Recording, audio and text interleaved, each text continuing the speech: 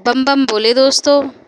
मेरी माँ ने मेरा नाम एक उम्मीद पर रखा था, जो हर किसी की ज़िंदगी में आशा की किरण बने। मैं किरण। मैं बचपन से ही अपने पापा को मम्मी के ऊपर हावी होते देखती थी। वे हमेशा मेरी माँ को बाल और लातों से मारते थे। मैंने अपनी माँ को उनकी खुद की ज़िंदगी में इतना लाचार देखा था कि वह पूरे दिन मेहनत करती थी और रात को पापा से मार खाती थी, या फिर उनके एक मनोरंजन का सामान थी जिसे वह जब चाहे छू सकते थे, और अगर वह मना करती तो उनके साथ ज़बरदस्ती करते थे। मैं अपने घर में सबसे छोटी थी। हम 3 बहनें थीं। मैं जब अपने पापा को यूं ही माँ को बेवजह मारते हुए देखती थी, मुझे बिल्कुल भी अच्छा नहीं लगता था। कई बार मेरी बहनों ने माँ को बचाने की कोशिश भी की थी, पर पापा मेरी बहनों को उठाकर फेंक दिया करते थे। मैं तो बहुत छोटी थी। मैं दरवाजे के पीछे खड़े होकर यह सब देखती रहती थी। मैंने बचपन से ही लड़ाई झगड़ा होते हुए देखा था, और यह सब मेरे दिमाग में बैठ गई थी। इसी वजह से मैं बचपन से ही लड़कों की तरह रहती थी, उनके ही साथ उठती बैठती थी, उन्हीं की तरह बात करती थी। मेरे कोई भाई भी नहीं था, इसलिए मेरी बहन मुझे ही राखी बांधने लगी थी। उन्होंने मेरा ही नाम मर्दानी रख दिया था। कहती थी, तू ही हमारे घर का असली मर्द है। क्योंकि एक बार मेरी बहन रात को राशन का सामान लेकर आ रही थी, तो रास्ते में मेरी बहन को लड़के छेड़ने लगे। कह रहे थे कि इसका बाप तो पीकर पड़ा रहता है और कोई भाई भी नहीं है, तो हम इसके साथ कुछ भी कर सकते हैं, कोई कुछ भी नहीं कहेगा। मैं अपनी बहन को बुलाने जा ही रही थी, तो मैंने ये सब बातें देख और सुन लिया था। मैंने तभी उन लड़कों के ऊपर पत्थर मारने लगी थी और उन सभी के साथ आदमियों जैसा लड़ रही थी। बहन के साथ जिस भी तरीके से उन्होंने छेड़छाड़ की थी, मैंने गिन गिन कर बदला लिया था। साथ में पुलिस वालों से भी खूब पिटवाया था। तब से ही मेरी बहनों के लिए मैं भाई बन गया था। कुछ सालों बाद हम सब दिल्ली आ गए थे। पापा भी हमारे साथ ही रहते थे, पर पापा का रवैया वैसा ही था जैसे बचपन में था। दिल्ली में आकर मैंने अपना पहनावा भी बदल लिया था। मैं पूरी तरह से लड़कों के जैसी बन गई थी। फीलिंग भी लड़कों वाली आने लगी थी। मेरी बहन वहाँ पर मेरी वहाँ पर एक दोस्त बन गई थी। हम काफ़ी अच्छे दोस्त बन गए थे। एक दिन मेरी दोस्त मेरे घर पर आई। मेरे पापा ने जैसे ही उसे देखा, उसे देखते ही रहे। मैंने पापा की अपने बच्चों के लिए तो नीयत सही थी, पर बाहर की बहू बेटियों के लिए नहीं थी। मैं तभी समझ गई थी कि जब मेरे पापा ने मेरे दोस्त के कंधों पर हाथ रखा था, उन्होंने उनके कंधे पर हाथ रखकर सहला रहे थे और अपने हाथ को हटा ही नहीं रहे थे। मेरी माँ ने पापा को फिर ज़बरदस्ती बाहर भेज दिया था। थोड़ी देर बाद मेरी दोस्त चली गई। फिर जब पापा घर के अंदर आए तो मैंने अपने पापा से कहा कि पापा यह सब क्या था। पापा कहने लगे, मैंने तो कुछ भी नहीं किया। मैंने कहा, यहाँ जो आपने मेरी दोस्त के साथ किया हम सब ने देखा था।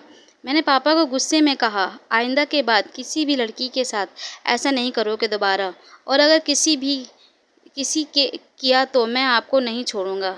मेरे पापा उसी वक्त मुझे थप्पड़ मारने लगे। तभी मेरी माँ बीच में आ गई। पापा मम्मी को भी मारने जा ही रहे थे, तभी मैंने अपने पापा को ज़ोर से धक्का दे दिया। वह बहुत दूर जाकर गिर गए थे। उनके सर में भी लग गई थी। अभी मेरी मम्मी उनकी तरफ भागी। मैं मम्मी से कहने लगी, ये सब आपकी ही वजह से हो रहा है। आप इन्हें कुछ भी करने देती हो और यह सब कुछ बर्दाश्त करती हो। इन्होंने इतना सब कुछ किया है, पर आप इन्हें नहीं छोड़ती हो। हर बार यह और चौड़े हो जाते हैं। यह क्यों नहीं सोचते कि इनकी भी 3 बेटियां हैं। अगर कोई उन पर गंदी निगाह रखे और गंदे काम करे तो क्या यह सहन कर पाएंगे? इन्हें समझा दो कि अब से ऐसा नहीं होना चाहिए। मैं गुस्से में बाहर चली गई। उस दिन से मेरे पापा का रवैया बदल गया। अब वह चुप चुप रहने लगे थे। शायद वे समझ गए थे कि बचपन में जो कुछ करते थे सब ठीक था, पर बच्चे कंधे से कंधा मिलाकर चलने वाले हो जाते हैं तो माँ बाप को थोड़ा झुकना पड़ता है और बदलना भी पड़ता है। बच्चों के हिसाब से चलना पड़ता है। कुछ दिनों बाद मेरी बहन बड़ी घर से भाग गई थी। पता नहीं कहाँ और कब चली गई थी, पर उसने सारा इल्ज़ाम पापा के ऊपर लगा दिया था कि घर में पापा हम पर इतने जुल्म करते हैं कि अब मैं और नहीं सह सकती। मुझे किशन का प्यार मिला और मैं उसके साथ जा रही हूँ। पापा को इस बात का सदमा लग गया था। वह पागल से हो गए थे क्योंकि वह मेरी बड़ी बहन को बहुत प्यार करते थे और उसने ही पापा पर गलत आरोप लगा दिया था। वह भी ज़्यादा दिनों तक नहीं जी पाए और इस हादसे के बाद पापा दिन रात शराब पीने लगे और उनका शरीर खराब हो गया था। मैंने आखिरी वक्त में पापा से माफ़ी मांगी थी उन दिनों के लिए। कुछ समय बाद हमने अपनी दूसरी बहन की शादी एक बड़े घर में कर दी थी। वह बहुत ही अच्छे आदमी थे और साथ ही मेरे अच्छे दोस्त भी थे। एक दिन उन्होंने ही मुझे समझाया, अपने दोस्त को प्रपोज़ करने के लिए कहा था। मैंने जैसे ही अपनी दोस्त से अपने दिल का इजहार किया, उसने किसी और लड़के की बात छेड़ दी। मैं तभी समझ गया कि यह किसी और से प्यार करती है। मैंने उससे शादी करने के लिए कह दिया और वह मेरी ज़िंदगी से चली गई। एक दिन रास्ते में मेरी बड़ी बहन मुझसे टकरा गई थी। पहले तो मैं उसे पहचान नहीं पाया। फिर बाद में मैंने कहा, दीदी तुम यहाँ और इस हालत में? वो बोली, हाँ भाई, तूने मुझे पहचान लिया। मैंने जिससे शादी की है वह बिल्कुल पापा की तरह है। मुझे मारता पीटता है और मैं काम पर भी जाती हूँ। वहीं से अभी आ रही हूँ। मैंने पापा के साथ बिल्कुल भी ठीक नहीं किया। तभी मेरे साथ ऐसा हो रहा है और सारा इल्ज़ाम पापा पर रख दिया। मैंने तुझे कई बार देखा था पर हिम्मत नहीं हुई कि तुझसे बात करूं। पापा कैसे हैं? मैंने कहा, पापा तो मर गए तुम्हारी वजह से। उन्होंने सदमा देकर चली गई थी।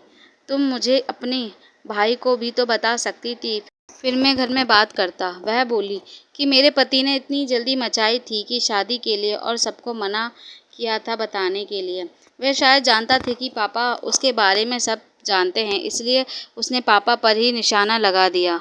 और मैं तो प्यार में थी, बस हर जगह प्यार ही प्यार दिख रहा था। उसने मुझे धोखा दिया था।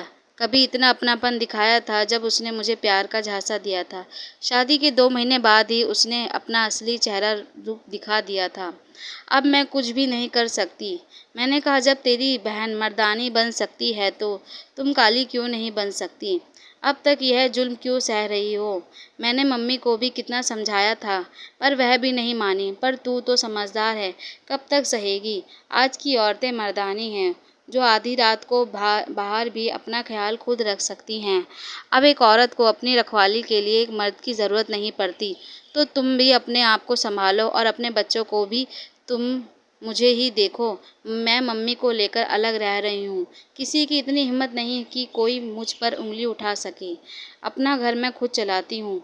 तो तुम किस बात की टेंशन में हो? तुम घबराओ नहीं, अब तेरा भाई तेरे साथ है। मैंने पहले उसका घर देखा और अपने घर पर आ गई। उसी रात मैं मम्मी को लेकर अपनी बहन के घर पहुंच गई। जाते ही मैंने देखा कि उसका पति उसे खाने की थाली फेंक रहा था और मेरी बहन को मारने जा ही रहा था। तभी मैं ज़ोर से चिल्लाई, हाथ मत लगा दियो। उसने देखा और कहने लगा, तुझे यहाँ किसने बुलाया और तुझे यह घर किसने दिखाया? उसने मेरी बहन की तरफ देखा और कहा, तूने दिखाया ना? वह उसके बाल पकड़ने जा ही रहा था। मैंने उसका हाथ रोक लिया और कहा, अपनी बहन के यहाँ पर आने के लिए मुझे किसी की इजाज़त लेने की ज़रूरत नहीं है। और तू इसके साथ यह सब क्या कर रहा था? वह बोला, मैं इसे मार रहा था और मारूंगा। शादी की है मैंने इससे। मैंने कहा, अब हाथ लगाकर दिखा। पहले यह मार खाती थी क्योंकि यह अकेली थी, पर अब इसका भाई इसके साथ है। मार के दिखा। वह फिर से मारने के लिए आगे बढ़ा। मैंने उसका गिरेबान पकड़ लिया और उसे थप्पड़ ही थप्पड़ लगाने लगा। वह कुछ भी नहीं कर पा रहा था क्योंकि वह मेरा कद काठी बहुत अच्छी थी उसके आगे। उसने इतनी पी रखी थी कि वह खड़ा ही नहीं हो पा रहा था। तभी मैंने अपनी बहन को पुलिस के पास फ़ोन करने के लिए कहा। वह कहने लगी, अगर यह चला गया तो मेरे बच्चों का क्या होगा? मैंने कहा, तुझे क्या फ़र्क पड़ता है? वैसे भी तू ही कमा कर खिला रही थी। अब से मेरे साथ ही रहकर तू कमाना। अब से तू मेरे साथ ही रहेगी। हमने उसे पुलिस के हवाले कर दिया। उसे 1 साल की जेल हुई। बाद में खबर आई कि रास्ते में उसका एक्सीडेंट हो गया था। अब इस दुनिया में नहीं है। अब मेरी बहन हमारे साथ ही रहती थी अपने बच्चों को लेकर। मेरी माँ उसके बच्चों को संभालती थी। अब उसके एक बच्चे की शादी हो गई है और वह दादी बन गई है। मेरी माँ को भी पैरालाइज हो गया है। अब मैं ही अपने पूरे घर का ध्यान रखता हूँ। मैंने शादी भी नहीं की है और ना ही करूँगा, क्योंकि एक आदमी के सहारे से बढ़िया है खुद को ही इतना मजबूत बना लो कि आदमी को ही हरा दो। एक औरत कभी भी कमज़ोर नहीं होती, उसे समाज और वह खुद को और वह खुद को समाज की बातों में सुनकर कमज़ोर बना लेती है, वरना एक औरत अपने बाप का बेटा भी बन जाती है और अपने बच्चे का बाप भी। मैं नीता आपसे विदा लेती हूँ, फिर मिलूँगी अगली कहानी में। धन्यवाद।